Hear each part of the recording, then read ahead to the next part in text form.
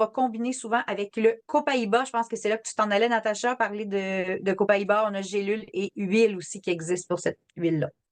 Oui, puis dans le cas du copaïba, c'est la même chose qui est dans la gélule que dans l'huile.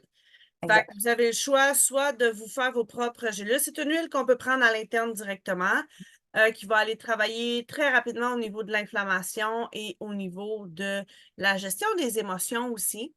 Dans le fond, une goutte de copaïba est 60 fois plus puissant côté CBD que ce qu'on retrouve sur le marché.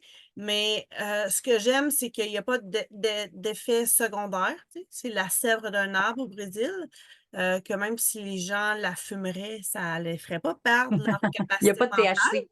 C'est ça. Fait que moi, c'est quelque chose qui me tenait à cœur, d'avoir quelque chose de sécuritaire par rapport à ma santé mentale. Et le Copaiba fait partie de ces choix-là qu'on peut utiliser en toute sécurité pour la famille.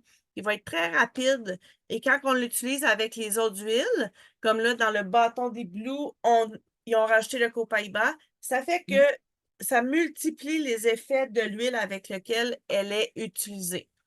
On peut l'utiliser facilement une goutte eau de vie de où ce que on a les effets physiques de la douleur, ou on peut en prendre aussi en dessous de la langue. Ça va aller très rapidement dans le sang, dans le corps pour faire un effet.